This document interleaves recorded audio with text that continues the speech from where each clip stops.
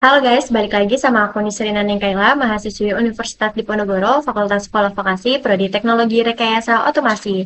Nah, di sini aku bakal lanjut ke part 11 ya teman-teman untuk menjelaskan terkait fundamental C++ lagi setelah video 10 tadi.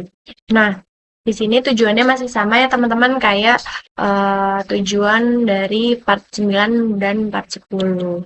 Nah, daftar isinya di sini aku bakal apa namanya membahas tentang if else dan logika boolean, terus looping for, while, do while, dan iterasi array.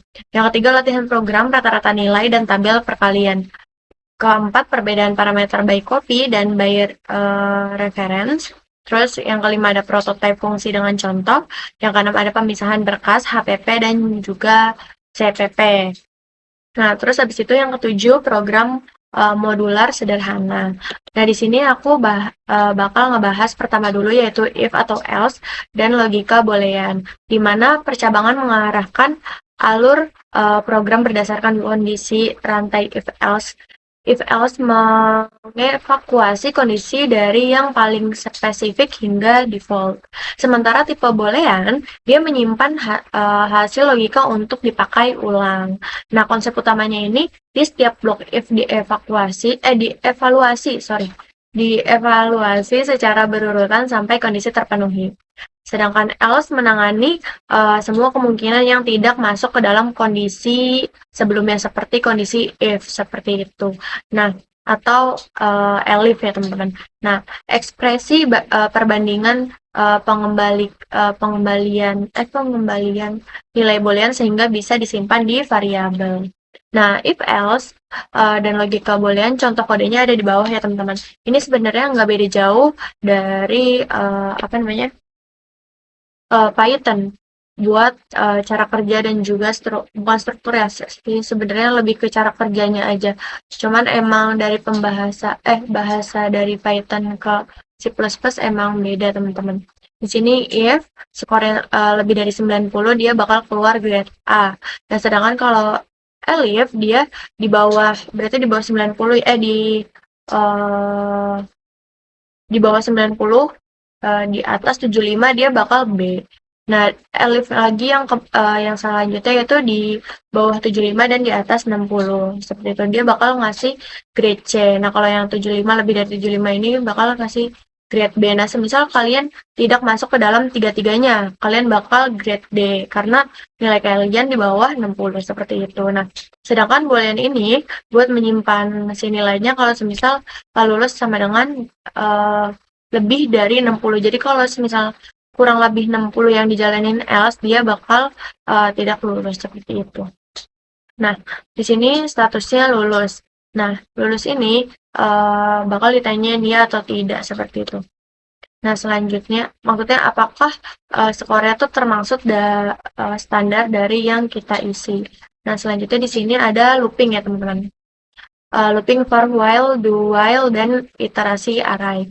Nah, loop ini kan perulangan ya teman-teman yang memungkinkan eksekusi berulang. Nah, for while dan do while memiliki gaya evaluasi kondisi berbeda. Namun, semuanya dapat digunakan untuk menelusuri array. Konsep utamanya, for ini dipakai saat jumlah iterasi sudah diketahui. Kalau while, dia memeriksa kondisi di awal putaran, berhenti jika kondisi salah. Nah, udah ada perbedaan antara for dan while ya teman-teman. Sedangkan kalau do while itu menjalankan blok dulu baru memeriksa kondisi minimal sekali jalan. Nah, kalau index array dia diakses konsisten array satu di setiap jenis loop. Jadi itu perbedaan dari antara for, while, do while, dan iterasi array. Nah, selanjutnya di sini mungkin ada contoh dari looping for while dan do while serta iterasi array. Nah, di sini COT adalah for loop ya. For loop kalau di sini kan dia bilangnya dipakai saat jumlah iterasi sudah diketahui. Nah, sudah diketahui dia bakal ngejalanin dari 0 sampai 5 karena di sini diawali dengan 0 sampai kurang dari 5. Berarti dia bakal ngejalanin dulu 1-5, abis itu selesai. Nah, sedangkan ke while loop, tadi dia memeriksa kondisi di awal putaran berhenti jika salah. Jadi ketika integer yang 0 tuh while-nya kurang dari 5 terus kita mengisinya 6, dia akan berhenti karena kita mengisinya salah. Seperti itu. Nah, yang ketiga adalah latihan program rata-rata nilai dan tabel perkalian. Mungkin ini bakal masuk ke bagian apa teman-teman praktik ya. Aku seperti biasa bakal menjelaskan materi terlebih dahulu. Setelah itu aku bakal masuk ke bagian VS Code-nya. Nah, di sini ada dua latihan utama yang mengenalkan perhitungan rata-rata menggunakan loop tunggal dan pencetakan tabel perkalian menggunakan loop bersarang. A. Program rata-rata nilai input jumlah nilai n terlebih dahulu. Gunakan loop untuk membaca setiap nilai dan tambahkan ke total. Rata-rata hitung dengan total dibagi n. Nah, ini latihan program rata-rata dan nilai rata-rata nilai dan tabel perkalian ya teman-teman. Di sini ada integer n untuk angkanya nanti. Terus outputnya bakal jadi jumlah nilai. Terus cin-nya adalah si n-nya, angka integernya ini. Terus double total sama dengan 0. Terus for integer angkanya 1 kurang dari si n yang ntar kita masukin. Terus habis itu di sini keluarannya bakal nilai ke berapa dari si i. Terus habis itu i-nya kan sama dengan 1 ya. Terus cin-nya itu x, terus totalnya ditambah ya teman-teman. Terus habis itu COT bakal jadi rata-ratanya berapa. Total dibagi dengan n. Selesai. Nah, selanjutnya di sini ada latihan program rata-rata nilai dan tabel perkalian yang B. Tabel perkalian 2 loop bersarang menampilkan tabel NN. Loop luar menentukan faktor pertama. Loop dalam mengalihkan dengan faktor kedua. Itu dipakai supaya kolom rapi. Nah, di sini kenapa kita menggunakan tabel perkali? Apa maksudnya tuh kayak loop dalam pengalian ya dengan faktor kedua. Karena supaya kolomnya rapi. Sebenarnya nggak beda jauh dari yang penjumlahan ini ya, rata-rata nilai ini ya. Dia cuman bedanya di bagian ini aja. Cout-nya aja di sini i dikali j, berarti j-nya kan i-nya di sini kan 1. J-nya ini kan kurang dari n yang kita masukin. Di sini j-nya juga 1 ya teman-teman. Seperti itu. Terus selesai. Terus habis itu di sini ada perbedaan parameter by copy dan by reference. Nah, di sini tuh cara fungsi menerima parameter memengaruhi apakah perubahan di dalam fungsi terlihat di luar salinan by copy atau tidak mengubah nilai asal. Sedangkan referensi by reference langsung memodifikasi variabel asli. Konsep utamanya itu void tambah copy integer a menerima salinan sehingga adanya variabel lokal. Nah, sedangkan void tambah ref integer NA itu menerima referensi operator dan memastikan A menunjuk ke variabel pemanggil.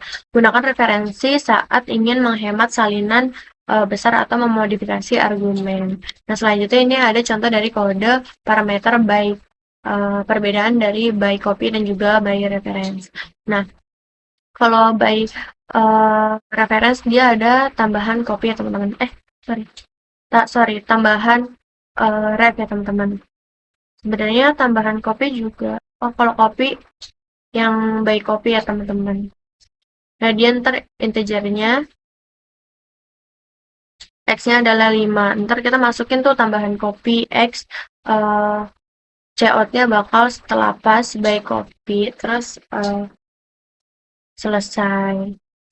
Nah, selanjutnya ada prototipe fungsi dengan contoh. Nah, prototipe ini mendeklarasikan tanpa tangan fungsi sebelum dipakai. Hal ini memisahkan deklarasi dari implementasi dan menjaga compiler mengetahui fungsi yang akan dipanggil. Nah, konsep utamanya ini adalah prototipe biasanya ditempatkan di bagian atas atau di header.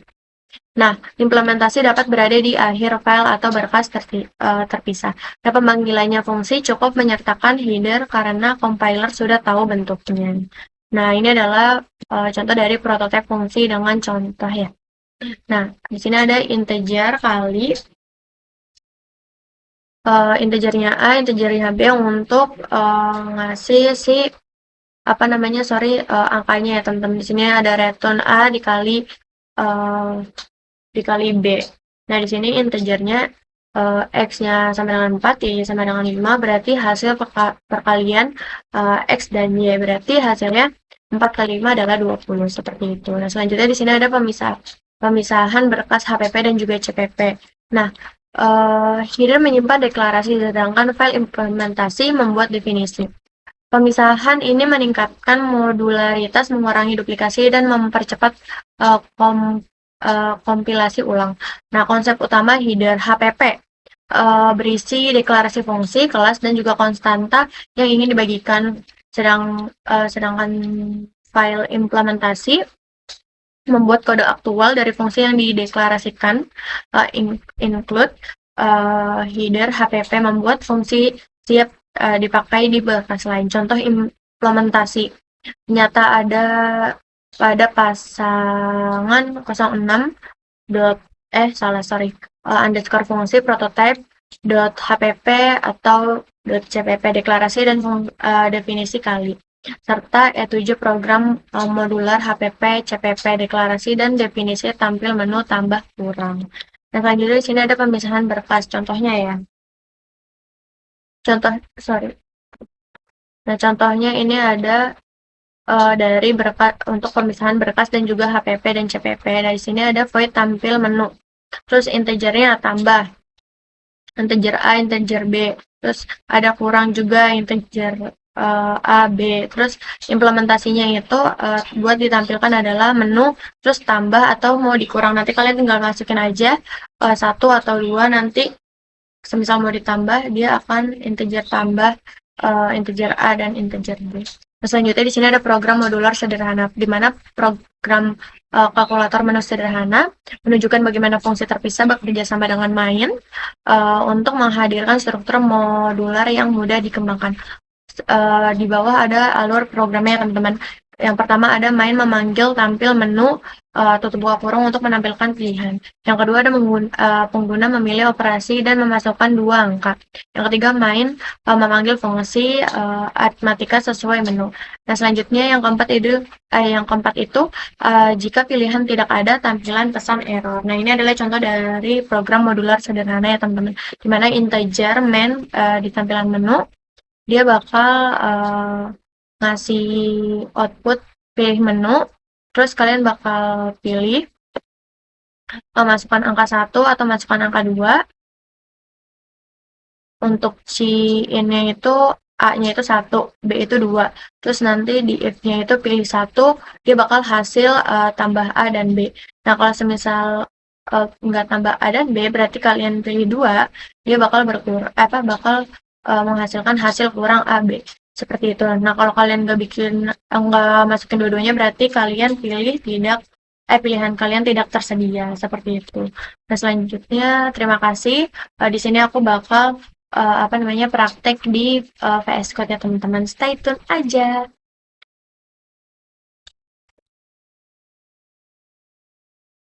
Nah, di sini aku bakal langsung praktek aja ya teman-teman, karena mengajar durasi juga. Nah, di sini pertama aku akan menjelaskan tentang if else. Sebenarnya nggak beda jauh sama Python ya teman-teman. Untuk if else-nya, ketika kondisinya tidak memenuhi yang seharusnya if itu memenuhi, dia bakal melewati, dia akan mendeteksi yang di bawahnya seperti if else. Nah, begitu juga dengan elif, kalau tidak masuk ke dalam nilai yang dibutuhkan, dia bakal ke bawahnya, seperti itu. Nah, mungkin ini yang bakal aku jalanin. Ini sebenarnya singkat aja ya, karena udah pernah dibahas. Misal kalian mau masukin nih, di sini kan ada codingannya, cout-nya kan ini kan skor nih.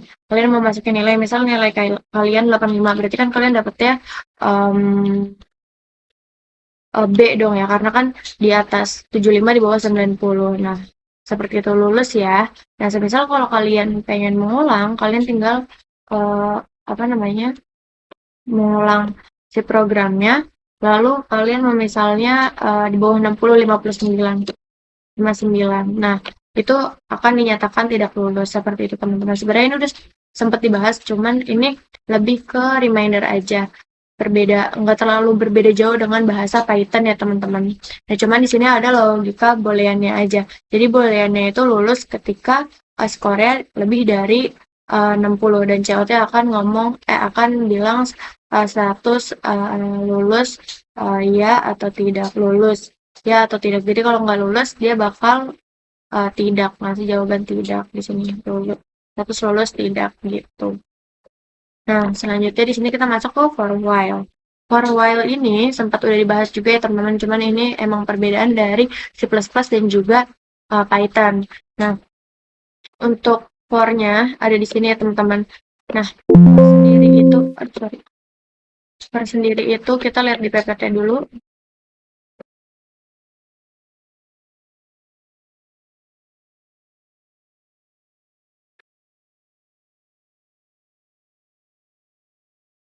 For nih.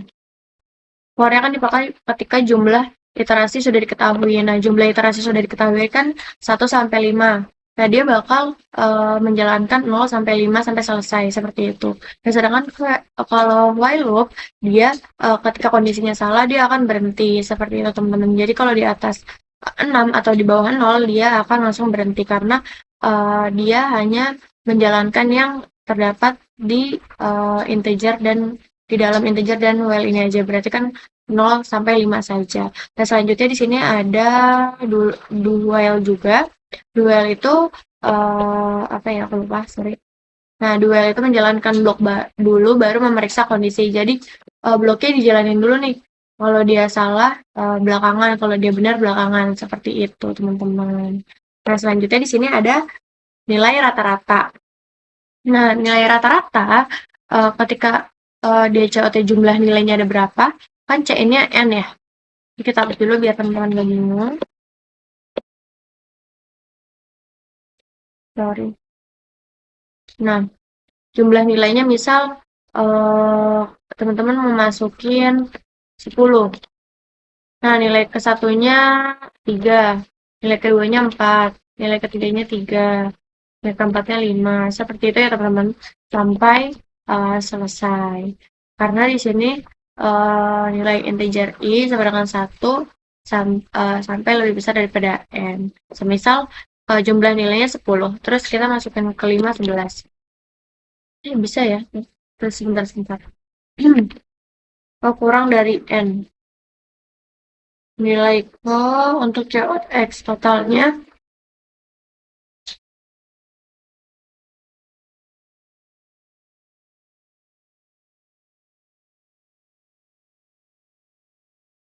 minus 30. Nah, loh kok di sini lebih total 0 malah nggak bisa ya. Nah, jadi ketika kalian mau masukin nilai ke 8n, mereka langsung menghitung jumlah rata-ratanya. Jadi jumlah rata-ratanya nilai ke 10 itu nilai 89. Nilai ke 10. Ya, rata-ratanya 5,6. Seperti itu. Nah, selanjutnya di sini ada tampilan tabel perkalian teman-teman, bukan perkuliahan. Sorry, salah ngetik, typo. Nah, di sini tadi kan itu pembagian ya teman-teman. Sedangkan ini perkalian. Nah, kalau perkalian ini awalnya akan menampilkan tabel perkalian hingga, ini kita langsung aja.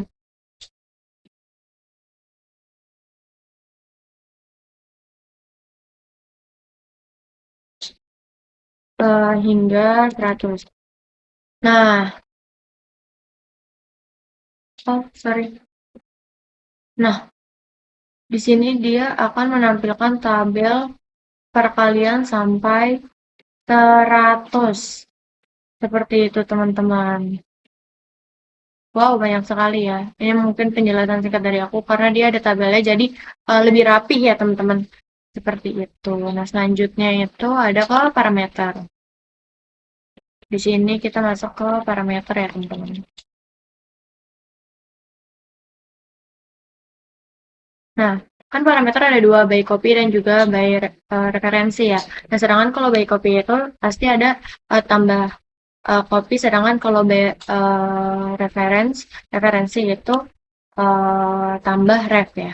Nah, terus di sini ada mainnya, integernya x-nya ada 5, terus tambah kopinya setelah pas by copy. Jadi by copy-nya itu adalah 5, terus tambah ref-nya itu 15. Iya nggak sih?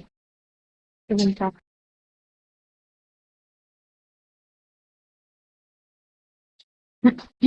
Nah, iya. Seperti itu ya teman-teman penjelasan singkat dari aku. Nah, selanjutnya di sini ada program modular. Modular dan juga prototipe. Nanti prototipe yang HPP sama CPP-nya bentar ya.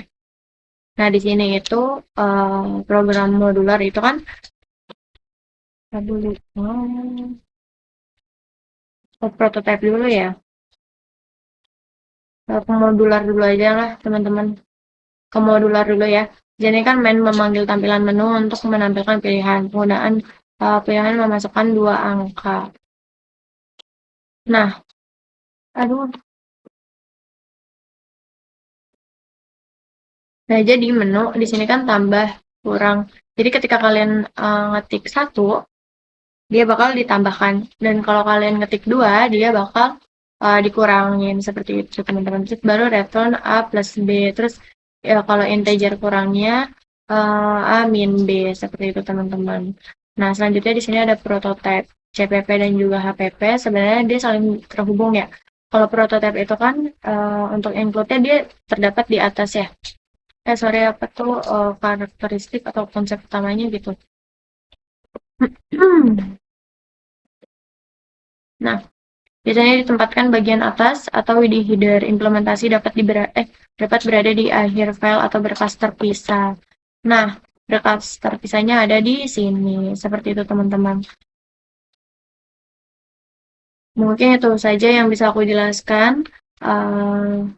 Sedikit dari aku. Jadi, kurang lebihnya mohon maaf. Kalau ada yang mau ditanyakan bisa bertanya di kolom komentar. Sekian, terima kasih. Bye-bye.